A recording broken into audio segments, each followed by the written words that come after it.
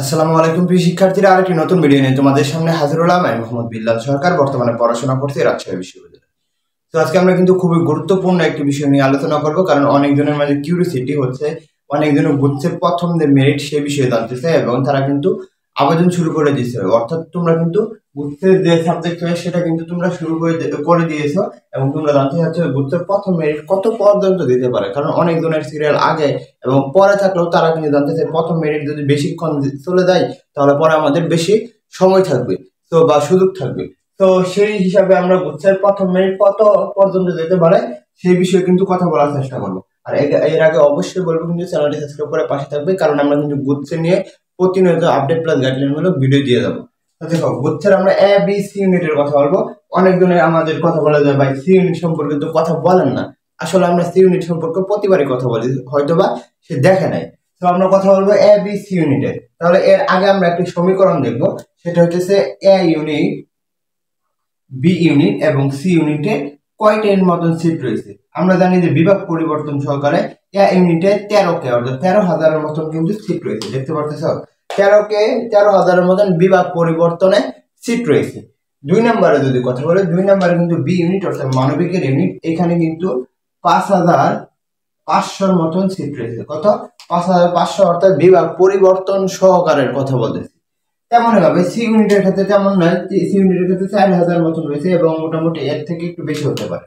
তাহলে আমরা এখানে দেখতে পারতেছি এ ইউনিটের কত 13কে, বি ইউনিটের 5,500 এবং সি ইউনিট হচ্ছে 4,000। এরা তোমাদের একটু সুখবর দেয়, যারা সেকেন্ড টাইম বেস ভর্তি হতে চাচ্ছে তারা কিন্তু একেবারে পরের বছর পরীক্ষা দেওয়া আগ পর্যন্ত তোমরা এক্সাম বেসে ভর্তি হতে পারো। বি এবং সি ইউনিটে তোমরা 1 বছর পরীক্ষা দিতে পারবে, যতদিন না পর্যন্ত সেকেন্ড টাইম মানে ভর্তি পরীক্ষা শেষ না হবে বা ভর্তি পরীক্ষা শেষ না হবে তোমরা কিন্তু এক্সাম বেসে ভর্তি হতে পারবে বি এবং সি ইউনিট।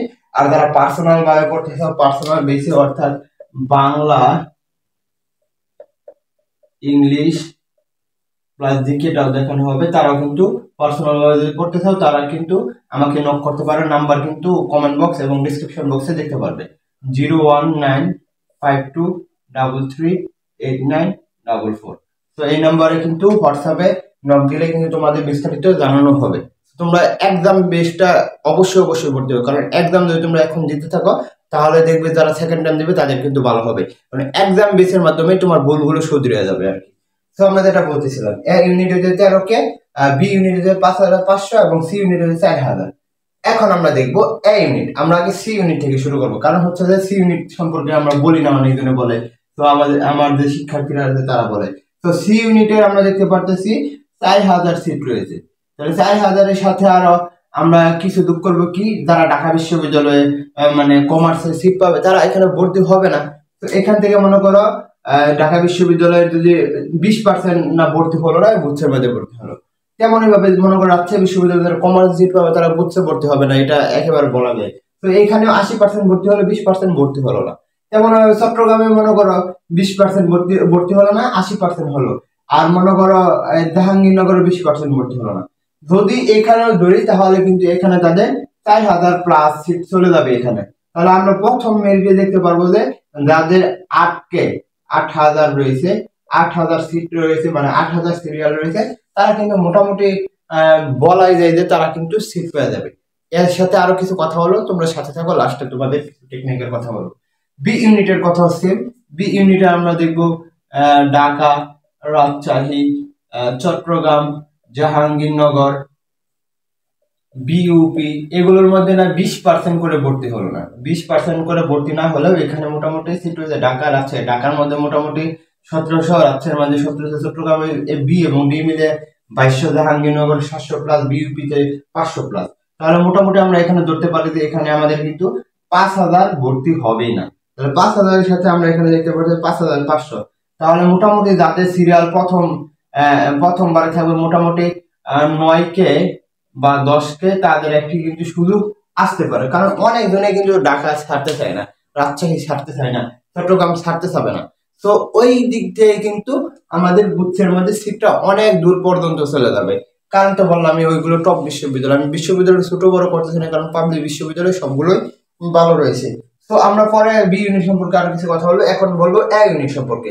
আর এ ইউনিটের ক্ষেত্রে সব থেকে বেশি কিন্তু মানে পজিশন মেরিট পজিশন দূরে যায়। কারণটা কি, ইউনিটে রয়েছে বুয়েট, রুয়েট, সুয়েট, কৃষিগুচ্ছ, আর ঢাকা, রাজশাহী, চট্টগ্রাম তো রয়েছেই। তো ওই দিকে যদি নিম্নে গেলেও দূরে, তাহলে মানে 7K থেকে 8K চলেই যাবে, 8K চলে যাবে। কারণ আর আসলে মেডিকেল আর গুচ্ছ এআই ইউনিটের সিট রয়েছে 13K। তাহলে আমরা এখানে ধরতে পারি মোটামুটি যাদের 18 বা 19K রয়েছে তারা কিন্তু ইজিলি প্রথমবারে চান্স পেয়ে যাবে, এটা কিন্তু মোটামুটি বলা যায়। তো তোমাদের কি করতে হবে, তোমাদের যেটা করতে হবে, এ ইউনিট হোক, বি ইউনিট হোক বা সি ইউনিট হোক, অবশ্যই অবশ্যই তোমাকে কিন্তু এখন ধৈর্য ধরে থাকতে হবে এবং তোমাকে সাবজেক্ট চয়েসটা এরকম ভাবে দিতে হবে যে সাবজেক্ট চয়েস দিলে যে আমার চান্স হয়ে যায়, এরকম ভাবে দিতে হবে। মানে এত ইগো নিয়ে চলা যাবে না, না আমি একেবারে সার্চ না হলে পড়বই না, আমি জগন্নাথ না হলে পড়বই না, এরকম হলে কিন্তু আদার্স তোমার চান্সই মিস হয়ে যেতে পারে। তো তোমাকে এইগুলো বিষয় যদি এনশিওর করতে পারো তুমি চান্স পেয়ে যাবে, আদার্স সম্ভব না। আর যেটা বলতেছিলাম, বাংলা ইংলিশ জিকে তোমরা যারা সেকেন্ড টার্ম দিবে তাদের একদম বেসে ভর্তি হয়ে যাও ইমিডিয়েটলি। আর বিসি যারা পার্সোনাল ভাবে পড়তে চাও, একাও পড়তে পারো, তোমরা কিন্তু আমাদের নক দিতে পারো। আশা করি তোমাদের বুঝাতে পারছি। অবশ্যই অবশ্যই বলবো চ্যানেলটা সাবস্ক্রাইব করে আমাদের পাশে থাকো। আর তোমাদের যদি প্রশ্ন থাকে কমেন্ট বক্সে দেখবে ফেসবুক পেজের লিঙ্ক, হ্যাঁ সেখানে গিয়ে তোমরা কিন্তু প্রশ্ন করতে পারো। আর তোমরা যত প্রশ্ন করবে ইনশাআল্লাহ আজকে না পাইলে কালকে কিন্তু উত্তর পেয়ে যাবে। আমি কিন্তু সবারই উত্তর দেবে, আমার যারা বন্ধুরা রয়েছে সকলে সবার উত্তর দেয়। তো তাদের জন্য বলবো অবশ্যই কমেন্ট বক্স প্লাস ইয়া তো আছেই, হোয়াটসঅ্যাপ নাম্বার তো আছে, ওইখানে নক দিলে হবে চলবে। তো তোমাদের জন্য শুভকামনা। সালামু আলাইকুম।